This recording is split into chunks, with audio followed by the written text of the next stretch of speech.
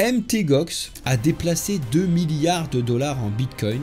Microsoft est sous pression. La Chine connaît quand même une crise majeure. C'est le NCPPR qui avertit d'un risque de procès. Le total de toutes les cryptos, j'attends de dépasser ces 2500 milliards.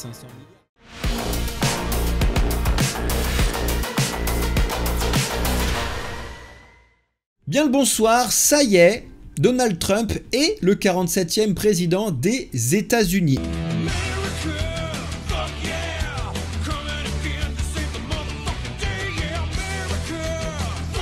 Et aujourd'hui, on va regarder ensemble les premières conclusions qu'il faut faire donc du résultat de cette élection présidentielle aux États-Unis.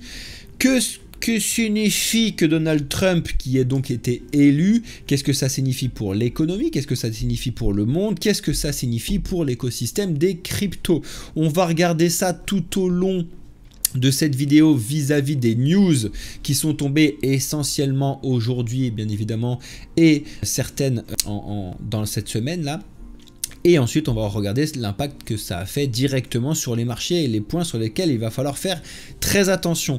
Parce que je ne vous ai pas mis un full vert derrière. Vous avez vu que je vous ai laissé quand même une partie bleue d'hésitation parce que c'est quand même une news complètement centralisé, d'accord, sur l'élection de Donald Trump, et surtout aussi son investiture n'est pas tout de suite, ce sera en janvier 2025, c'est-à-dire que normalement il ne peut pas encore appliquer tous les trucs qu'il veut faire dès à présent. Il va falloir attendre son investiture, son changement, etc., qui va arriver au mois de janvier. Mais normalement, on devrait commencer à avoir quelque chose de sérieux se construire. Et si les gens pensent ou pensaient encore qu'un bull run était évitable et qu'il n'allait pas se produire, là pour le coup, on va réellement avoir toutes les pièces en main pour y aller. L'élection de Donald Trump qui est et qui a toujours été très pour les marchés, pour les faire exploser, peu importe les marchés, d'accord. Et là en plus il est pro crypto et on va regarder ça ensemble. Et en plus de ça, donc on a l'inflation qui a baissé, le taux de la banque centrale qui baisse et qu'on va surveiller encore une fois cette semaine. Bref, pas mal de choses à voir ensemble. Donc let's go. Vous retrouvez bien évidemment une carte crypto totalement verte avec des très grands gagnants même dans les grosses cryptos et des gagnants mitigés. Vous allez voir qu'il y a quand même certaines cryptos qui sont très solides, qui sont pas autant gagnantes que ce qu'on aurait pensé, hein. Et dans les très grands gagnants, ce qui est assez étonnant, c'est le Uniswap quand même qui prend un 30% énormissime, et on a un Solana qui surperforme aussi le marché. Et après on a certains même coins, mais tu vas voir que c'est pas si facile que ça. On va analyser les marchés et on est quand même avec cette montée toujours pas dans le vert sur la semaine. C'est-à-dire que même si on a eu cette montée aujourd'hui, on a encore beaucoup de projets qui sont toujours dans le rouge si on regarde à la semaine. Alors on a certains comme ENA, etc. qui se sont quand même vachement bien réveillés. Donc voici la carte officielle en direct au moment où je vous tourne la vidéo. Donc des grands électeurs, tu sais que ça fonctionne au suffrage indirect aux États-Unis, que ça fonctionne comme ça. Le gros point fort, il y a eu trois gros points forts surtout qui ont changé complètement la donne. C'est bien évidemment la Floride qui a confirmé ce que tout le monde pensait, à savoir Trump. Ça c'était un premier point. Le deuxième point, c'est la Caroline du Nord qui faisait partie des swing states qui étaient assez dangereux à étudier. Mais c'est surtout la Pennsylvanie qui a changé absolument tout parce que 19 grands électeurs, donc de gagner complet pour Donald Trump, c'était win à partir de ce moment-là. Donc il reste encore le Michigan, il reste encore l'Arizona, l'Alaska et l'Ohio, non, je sais plus ce que c'est ici. Nevada, Ohio c'est à côté. Bref, qui reste, mais donc tu vois qu'il a déjà largement dépassé les 270 pour pouvoir être donc au pouvoir, comme son nom l'indique, mais il est très largement devant, d'accord? Donc tu peux regarder un petit peu ce qui s'est passé là-dessus, mais ce qui est très important, et je ne l'ai pas mis là-dessus, c'est qu'il a gagné tout. Il a gagné le Sénat, il a gagné le vote populaire, c'est le truc le plus rare qui n'était pas arrivé depuis 1000 ans, et il a gagné donc la Chambre des démocrates. Tout le monde est sur le côté, j'ai dit la Chambre des démocrates, bon bref, la Chambre des députés, autant pour moi. Et du coup, il a gagné absolument tous les partis de son côté, donc c'est-à-dire qu'il va avoir les pleins pouvoirs de faire absolument ce qu'il veut parce qu'il a la majorité du pays complet de son côté, donc des républicains. C'est assez énorme pour le souligner, ok. Ensuite, les premiers points, donc les premières conclusions qu'on peut faire, c'est que en regardant les ETF, on a déjà eu ces points-là ces derniers jours, donc au début de semaine, donc lundi et mardi, qui étaient importants à vérifier, c'est-à-dire que les gens, mine de rien, avaient quand même vachement peur, c'est-à-dire qu'ils sont sortis des ETF, surtout lundi, assez fortement, parce qu'ils avaient peur d'une potentielle perte de Donald Trump, et du coup en fait ça s'est ressenti directement. Alors je pense qu'aujourd'hui devrait normalement être une grosse journée verte sur les ETF, ça devrait, en tout cas c'est logique, ou alors au contraire il y en a certains sur ces parties là, c'est bon,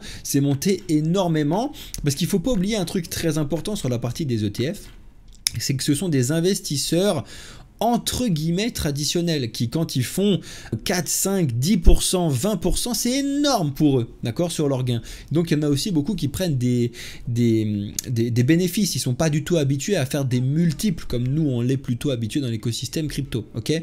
Et rapidement, mais alors vraiment très rapidement, sur les ETF Ether, bon il se passe rien, de toute façon, tout le monde les oublie complètement, donc on passe très rapidement là-dessus. Un des premiers gagnants, donc en termes de conclusion de l'élection, c'est Polymarket, parce que Polymarket, donc c'est un endroit qui n'est pas relié directement aux élections, mais qui a été relégué de partout, et nous les premiers, on vous l'a expliqué à chaque fois, ça fait donc partie des plateformes donc de paris qui est très grosse gagnante de ces élections-là, peu importe Harris, Trump, elles s'en foutaient, et ça c'est un gros point fort pour l'espace crypto aussi, et il faut noter un point, alors je vous l'ai mis peut-être juste après. Je vous l'ai mis juste après parce qu'il y a un autre point à voir important. Je vous invite à aller regarder ce site-là, sérieusement, et à le regarder de temps en temps. Donc c'est Stand With Crypto. Si jamais vous pouvez le demander, Xarlac et tout, on vous le mettra. C'est en fait un point rapide aux États-Unis de qui est plus ou moins pro-crypto et qui est plus ou moins contre les cryptos. Donc le A, ça veut dire qu'il était pour les cryptos. Et le, comment ils ont mis ça, le F, ça veut dire qu'ils sont pas pour les cryptos. Et donc du coup c'est intéressant, bien évidemment Donald Trump pro-crypto, de regarder en fait directement aux États-Unis qui a gagné les élections et qui est pro-crypto, et tu te rends compte qu'il y a énormément donc de gens qui arrivent au gouvernement aux États-Unis qui sont plutôt pro-crypto. Je dis plutôt pro-crypto parce que c'est quand même non plus pas des techos qui vont te expliquer le minage de crypto. On va se calmer 2 secondes. Mais tu vois qu'en Ohio, on a un nouveau pro-crypto, Montana pro-crypto, alors c'est pas bien évidemment partout comme ça, là bon c'était un choix entre 2 pro-crypto, ok, là bon on a toujours Elizabeth Warren au Massachusetts, très très puissante et puis qui est pas du tout pro-crypto, Michigan était déjà, Nevada était déjà, Nevada n'était déjà, bref je vous invite à regarder un petit peu tous les différents changements qu'on a pour se rendre compte qu'il y a beaucoup de pro-crypto qui sont rentrés dans la partie des élections aux États-Unis là, et c'est vraiment intéressant pour nous, ce qui nous confirme de plus en plus le gros bull run qu'on devrait avoir. Ok, il faut pas oublier ce truc là, et je vais aussi calmer tout le monde parce que ce fameux Freddy 9999, son prénom c'est Théo. Alors je vous rassure tout de suite, non c'est pas moi, même si j'adorerais l'avoir fait, mais on a quand même un Français qui avait misé près de 30 millions de dollars. On est chez les fous. Le gars a misé 30 millions de dollars sur l'élection, sur la victoire de Donald Trump. Donald Trump a gagné, vu que c'était 1 pour 2, Polymarket très simple, il doit gagner 30 millions de dollars. C'est incroyable, d'accord. Donc son pseudo là, Freddy machin, c'est Théo, et en fait il a fait plusieurs investissements. Il avait mis quand même 21 millions de dollars. Je vais vous zoomer un peu pour que vous voyez mieux. 21 millions de dollars donc sur Donald Trump qui allait gagner. Il avait mis 5 millions de dollars sur Donald Trump qui allait gagner le vote populaire. Là pour le coup, gros balls dans sa poche.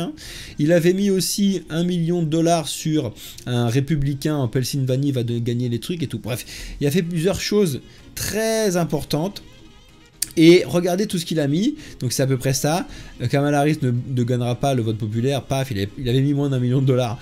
Un démocrate en Pennsylvanie, bref, C'est assez fou. Enfin, moi, je trouve ça complètement fou. Le gars, il a mis 30 millions de dollars, mais c'est peut-être le meilleur investissement de sa vie. Après, si j'avais eu 30 millions de dollars, j'aurais clairement pas fait ça. Alors là,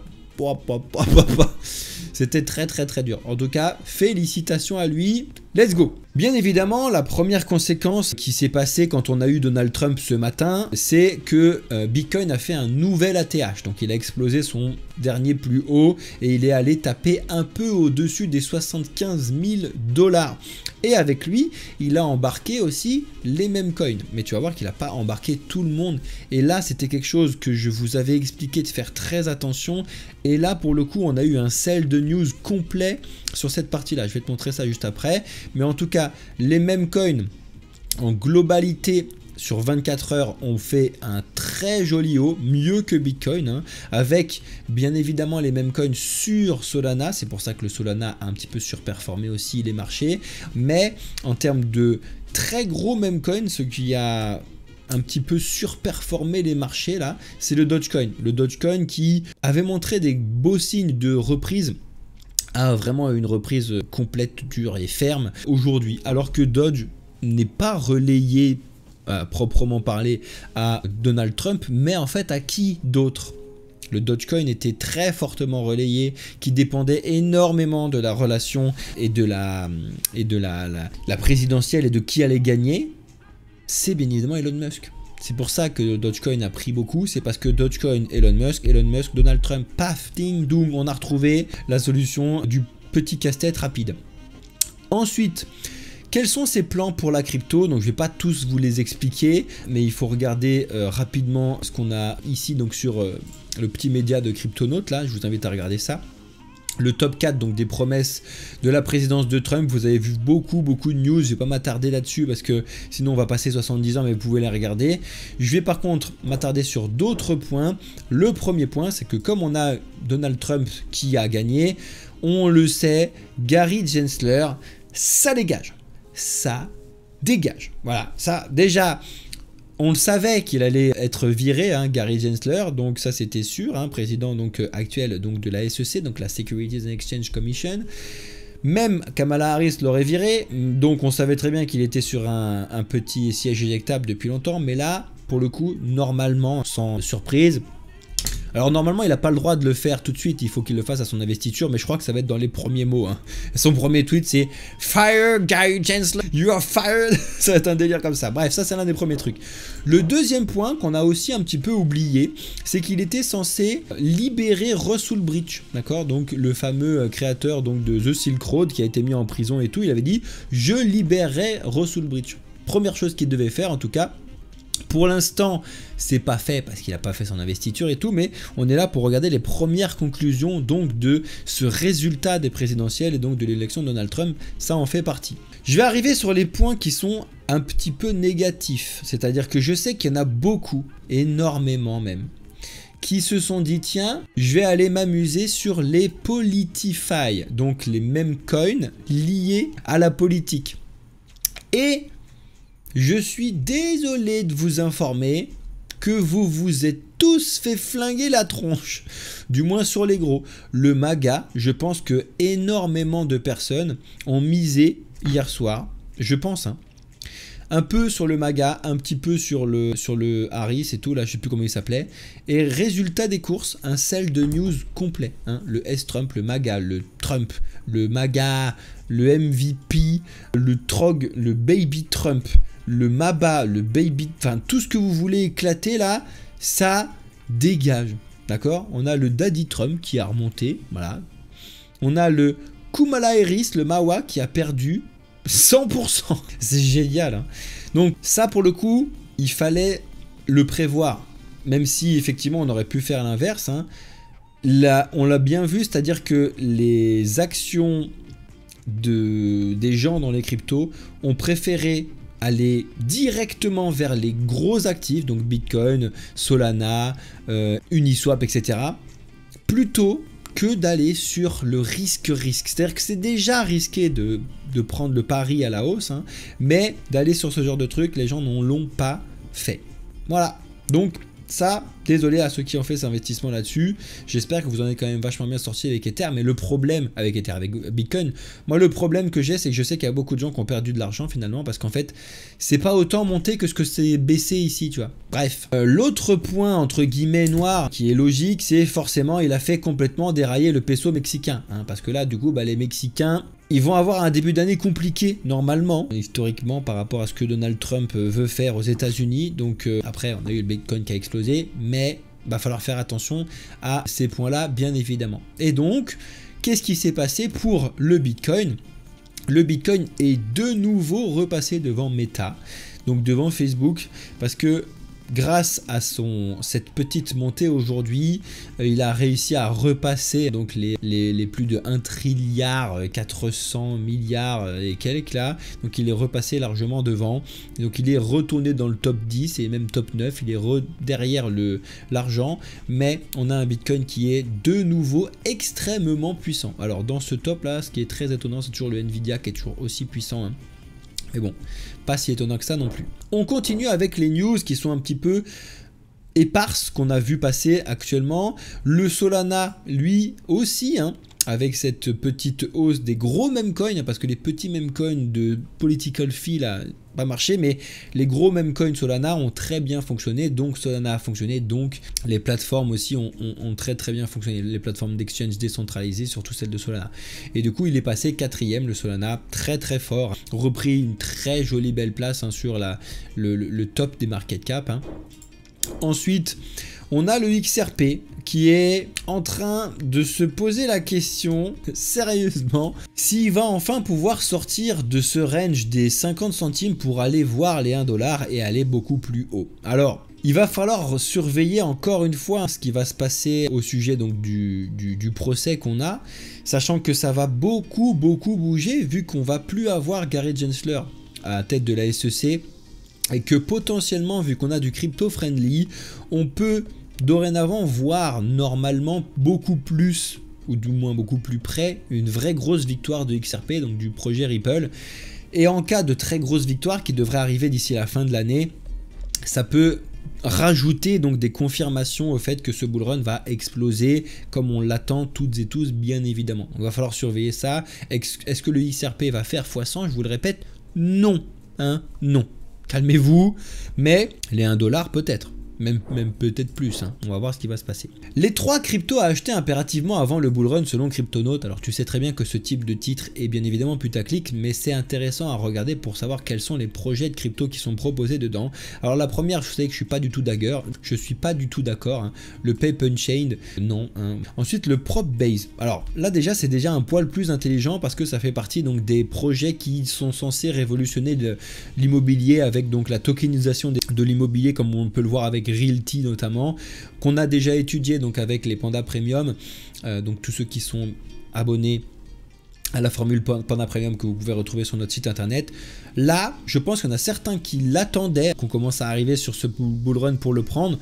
Venez, hein. venez, parce que là, le groupe du Panda Premium, ça commence à envoyer le pâté sévère. Donc, si vous voulez rentrer, vous avez juste à aller sur notre site, vous tapez bamboofin.com et vous tombez sur notre site, vous êtes dans la partie service, vous regardez le Panda Premium, vous cliquez sur Let's Go et c'est parti, bienvenue à vous. Mais je pense que ça peut être intéressant pour vous.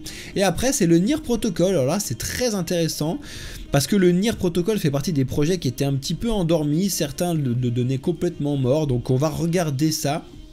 Mais ce qui le distingue un petit peu, c'est ce qu'il rappelle ici, c'est que sa plateforme se distingue tout particulièrement à travers sa capacité à intégrer de l'intelligence artificielle dans leur infrastructure pour mettre un petit peu à jour tout ça. Donc à voir hein, sur le NIR Protocol, c'est pareil, le NIR ne fera pas x100 mais peut faire une jolie remontada. Par contre le Propbase est tellement petit que le x100 est possible, mais je dis possible, je ne dis pas conseil en investissement, non.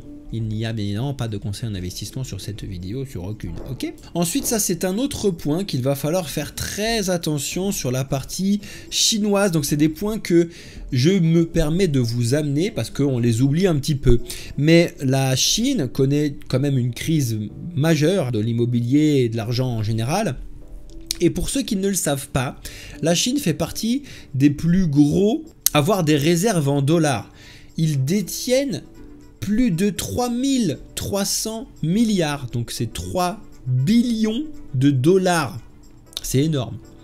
Et en fait, selon le président ou la présidente qui allait être élu, donc là c'est Donald Trump, ça fait beaucoup de changements pour la Chine. Parce qu'en fait, ils peuvent du coup d'évaluer, surévaluer et juger et jauger beaucoup de ces trucs-là. Donc normalement, ils devraient se séparer un petit peu de cette réserve très très grosse de la part de la Chine, mais à voir comment ça va se passer, parce que ça peut être du qui tout double un petit peu pour les marchés, donc on va surveiller ça.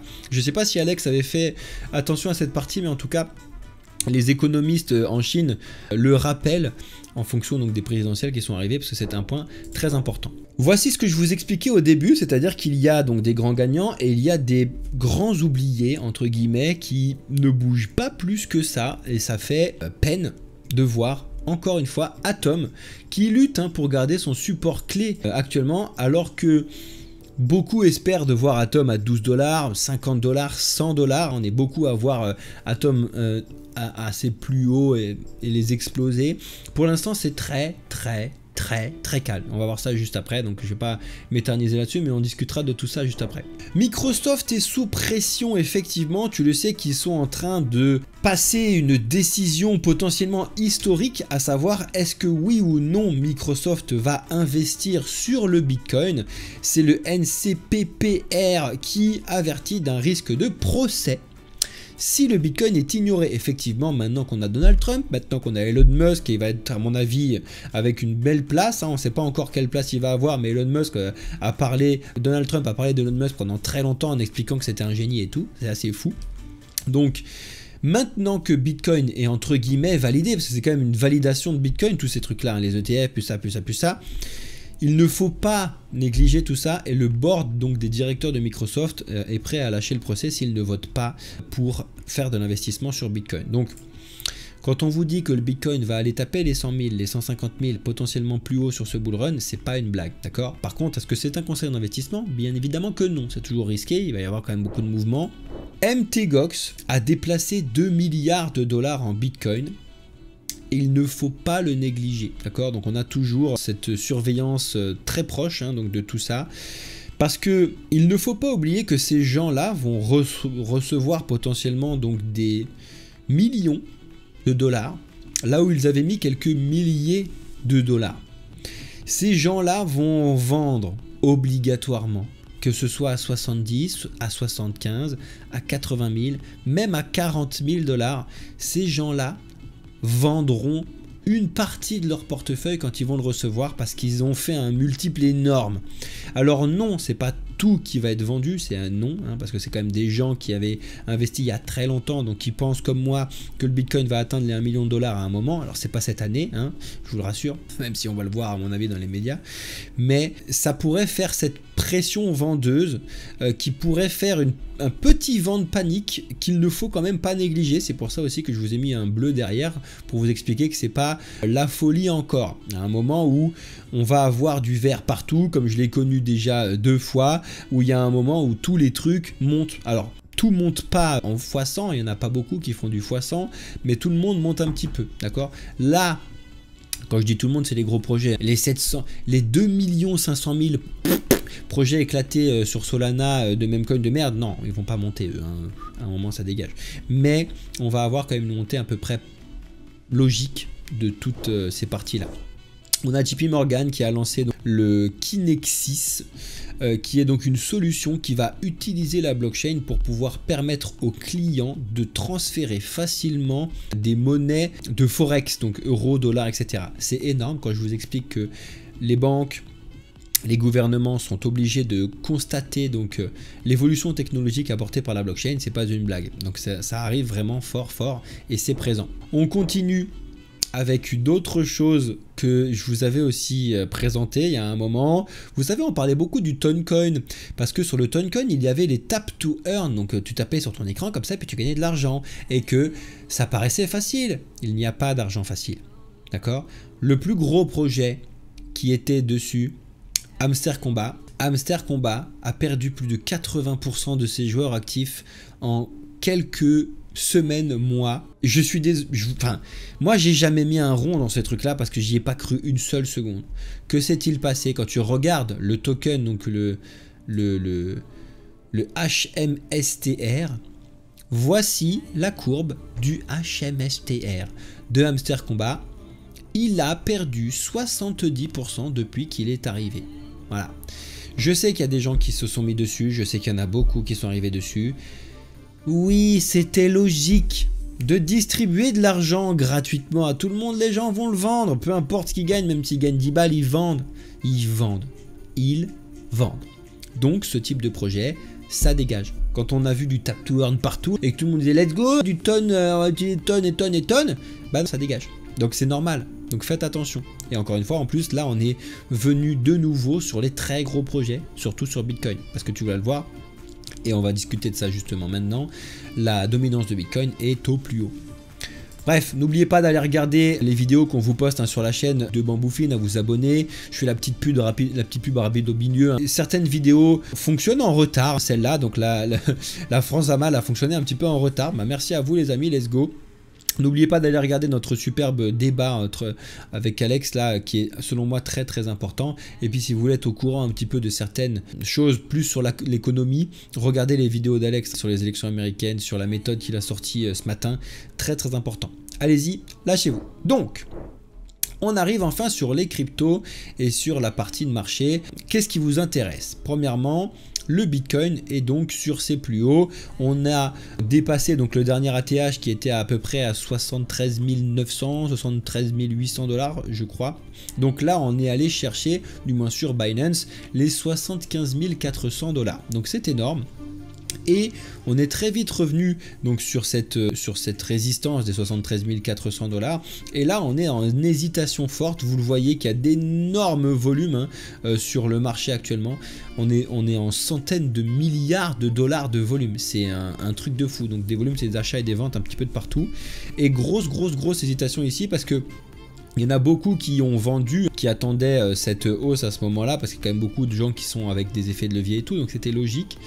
À surveiller donc la dominance de Bitcoin, toujours très très haute. Je pense qu'on va continuer de monter. Je vous ai dit 63%, ça m'étonnerait pas. On a donc le total des cryptos qui a fait donc ce joli bond, qui hésite maintenant, mais comme tu peux le regarder, le total des cryptos n'est pas encore à son ATH. D'accord, tu le sais que souvent on a ce décalage. Bitcoin est censé monter avant tout le monde et puis après, si Bitcoin stagne un petit peu, les autres continuent de monter. Pour l'instant, en tout cas, on est à peine au plus haut de fin juillet. On n'est même pas allé chercher le plus haut de juin. Mais voilà, normalement, je dis bien normalement, avec des pincettes et tout, on devrait au moins aller se diriger vers ce point bleu là que je vous ai mis là, donc les 2,5, logiquement. Qu'en est-il des cryptos du total sans Bitcoin et sans Ether? Ben là, c'est encore pire dans le sens où en fait, on est à peine arrivé à 29 octobre, donc c'est-à-dire qu'il y a très peu de temps. Donc on n'est pas encore sur vraiment la montée folle. C'est pareil. Si tout va bien, ça devrait aller chercher les 709 milliards de dollars d'investis là-dessus. Mais ça voudrait dire qu'il y a des nouveaux entrants, des gens qui vont dépenser un petit peu leur crypto, leurs investissements, pardon, les déplacer sur la partie crypto. Pour l'instant, on n'y est pas encore. On va voir. Les memecoins, par contre, eux, donc sont et ont fait un joli top. Donc le top des 23 memecoins que je vous ai expliqué tout à l'heure, enfin hier quand je vous l'ai mis. Donc très intéressant. Regardez un petit peu ce qui s'est passé. Regardez sur le côté, vous allez voir qu'il y a donc des jolis gagnants, donc Ethereum, même lui, heureusement qu'il a fait cette jolie montée qui est en train de percer les 2600, vous avez, on n'en parle pas énormément, mais là, ça fait une vraie belle percée. J'espère qu'Ethereum va pouvoir retourner aux 3000 psychologiques, pour l'instant on n'y est pas encore. ADA, c'est mitigé, c'est compliqué. On est venu chercher ce point là d'hésitation des 0,35 centimes. Le Solana par contre lui a explosé par les mêmes coins, par tout ce que je t'expliquais, avec un rebond parfait sur les 164 dollars. Potentiellement elle est retournée sur les 200 dollars très vite. On va regarder ça ensemble. Le BNB et le XRP, tout ce que je t'ai expliqué, bah, il ne s'est pas passé grand chose. D'accord, tu le vois bien qu'en termes de gains, ça fait partie donc des gros qui n'ont pas énormément bougé. D'accord. Ensuite, on a Avalanche qui a très joliment rebondi. Et malheureusement, on a le Polkadot et Atom qui sont maigrement derrière encore. Atom aussi bas, ça me fait mal au cœur. Mais bon, le casse pas, heureusement. J'ai envie de vous dire heureusement parce que quand je vous avais fait la vidéo lundi, je vous avais dit qu'il va falloir que c'était logique qu'on aille tomber sur les 10 centimes. Donc c'est ce qu'on a fait. Quand je vous ai mis la vidéo, on était un peu au-dessus. Donc on est allé les taper quasiment. Et là, très joli rebond dessus, hein. On va voir si on arrive à le confirmer. Pour l'instant, c'est joli. Et les deux autres gros aussi qui sont entre guillemets passés à la trappe, c'est le TRX parce que le Tron est déjà très très haut et le Toncoin parce que Hamster Combat, parce que machin. Limite, il est en train de perdre. D'accord? Ensuite, et ça que je trouve ça très intéressant, on a un petit réveil du Starknet là, du STRK, donc Layer 2 sous Ether, parce qu'on a une performance d'Ether, on a une performance d'Uniswap, on a une performance d'utilisation, donc on a le Starknet qui n'est pas oublié, c'est-à-dire que c'est l'un des meilleurs Layer 2 en termes de performance sur 24 heures. Très intéressant, je m'attendais quand même à voir ce type de reprise pour savoir si c'était toujours intéressé, si ça intéressait toujours les gens. Donc pour l'instant c'est à peu près confirmé, donc on n'est pas encore, il faudrait aller retaper les 50 centimes et dépasser les 50 centimes pour qu'on puisse repartir sur quelque chose d'intéressant, même si vous voyez que dur pour quand même beaucoup de personnes, hein. Pareil sur le pôle, etc. Je vais pas revenir dessus. Intelligence artificielle s'en sort très très bien.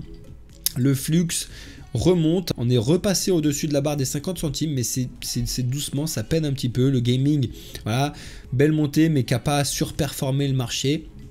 Oracle aussi, hein, belle montée qui surperforme un petit peu quand même les oracles. Donc les mêmes coins on les a regardés.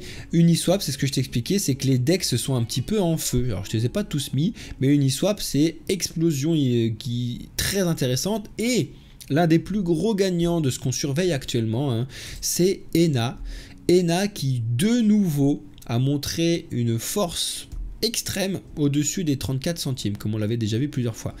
Ça confirme de plus en plus la force et du coup l'engouement qu'il y a autour de ce projet qui m'intéresse de plus en plus à étudier très fortement. En tout cas, si on continue comme ça, ça peut faire partie des grands gagnants du bull run. ENA peut faire un très joli multiple, je dis bien peut faire parce que ça fait partie donc des choses qu'on a déjà vu, un écosystème de stablecoin et tout, mais très jolie remontée donc de ENA. Après, VeChain, Morpheus Network, il s'est pas passé grand chose et surtout on est à peine venu chercher donc le point qu'ils avaient lâché l'autre fois. Donc, résultat des courses, je vais quand même mitiger un point important, c'est-à-dire que mis à part Bitcoin, d'accord, je vais regarder avec vous là-dessus, il faut quand même aussi raison garder comme dirait l'autre, mis à part Bitcoin qui allait chercher son ATH, donc qui allait beaucoup plus haut que ce qu'il a jamais fait, de jamais. Tu vois énormément de cryptos qui sont seulement remontés sur le point bas qu'ils avaient lâché. Donc en trading, pour faire très très simple, souvent quand on lâche un point historique, on le lâche, on revient le chercher et on confirme après qu'on l'a complètement lâché. C'est ce que j'attends de voir ces prochains jours. J'espère sincèrement que ça va faire l'inverse, c'est-à-dire que ça va l'exploser, revenir dessus et partir. J'aimerais voir ça pour voir du vert partout. Donc c'est pour ça qu'il faut savoir raison garder sur beaucoup de points. Tu le vois parfaitement sur ADA, tu le vois parfaitement sur le VeChain. Tu le vois encore sur d'autres points, lesquels je vous ai montré. Le Dodge ici qui est venu chercher les 21 centimes. Bon, le Link il est encore bas, donc c'est pas trop mal. Tac. Bah, tout ce que je vous ai montré tout à l'heure, le Ton, etc. Qui sont allés chercher des points, bon le TRX je l'avais pas mis, mais qui sont allés chercher des points. Bon, le coup de Gira, je sais pas ce qu'il fout. Le coup de Gira par exemple, on peut quand même l'oublier lui un petit peu, hein. Volume, ça dégage, on va peut-être le virer celui-là. Bref. Donc tu vois, c'est ce type de... Tu as le BNB aussi qui est venu chercher, tu vois, le XRP qui est venu chercher. C'est pour ça que je fais attention à ça. Mais voilà, pour vous montrer qu'il y a certains points encore qu'il faut valider pour mettre du vert partout derrière. Mais on va le faire, hein. Calmez-vous, on va le faire. Mais tu vois, le total des cryptos qui a explosé, qui est un petit peu en dessous de ça, bah, j'attends. Le total de toutes les cryptos, j'attends de dépasser ces 2500 milliards, tu vois. On est encore loin d'avoir ce qu'on cherche réellement. On cherche réellement de voir ce total des cryptos aller chercher les 10 000 milliards. C'est vraiment l'objectif donc du prochain bull run, d'accord? Je vous le dis, c'est un des objectifs principaux d'aller chercher ces 10 000 milliards, d'accord? Quand tu remontes un petit peu pour que vous puissiez voir à peu près où est-ce qu'on se situe, on n'est jamais allé au-dessus des 3000 milliards. D'accord, c'était le plus haut des hauts qu'on avait reçu en novembre 2021. Reçu, ça veut rien dire. Bon, bref, plus ou moins au moment où Bitcoin avait tapé les 69 000 $. On attend de voir cette montée et je te donne en mille le premier palier qu'on attend de voir, c'est les 4400 milliards. Donc tu le vois qu'il y a pas de retard de votre part, c'est-à-dire que même moi, même nous, même n'importe qui, si vous rentrez maintenant, il n'y a vraiment pas de retard, d'accord? Sur l'écosystème crypto, si vous avez lissé vos investissements, ça devrait le faire. On est encore très très loin parce que tu vois que dans cette hésitation, il y a eu énormément de projets, c'est-à-dire que tu regardes cette hésitation ici, cette petite montée là, il y a déjà des projets qui ont fait des très jolis multiples x10, etc. Donc t'imagines, si on arrive juste là, il y a déjà des jolis x20 qui vont se faire. Si on arrive là, il y a des jolis x50 qui vont se faire. Si on arrive plus haut, on peut avoir de nouveau des jolis x100 qui se feront. Oui, ça ne se fera pas sur Bitcoin, mais ça se fera sur certains projets potentiellement. En tout cas, c'est ce qu'on surveille et que je vous demande de surveiller également, surtout quand on travaille ensemble sur le groupe des Pandas Premium. Voilà, mais à part Donald Trump qui tousse à côté de moi, je vais vous laisser là pour tous ceux qui sont sur la rediffusion montée YouTube. Je vais rester en live, donc ne bougez pas tous ceux qui sont en live là les amis, on va rester ensemble sachant qu'il y a un petit peu de monde ce soir, ça fait vachement plaisir. Donc merci à tous d'avoir regardé la vidéo jusque là, j'espère que vous avez lâché votre like, tous ceux qui regardent les vidéos en entier, j'espère que vous avez lâché un like, un commentaire, et n'oubliez pas aussi de commenter les autres commentaires. Il y a de plus en plus de commentaires constructifs en dessous, n'hésitez pas à regarder et répondre entre vous s'il y a des hésitations, des demandes, etc. Lâchez-vous les amis, hein. Abonnez-vous et regardez un petit peu les différentes playlists et bienvenue dans le futur les amis. Comme d'habitude, n'oubliez pas une chose la plus importante, apprenez aujourd'hui, investissez seulement demain. Ciao à tous ceux de YouTube.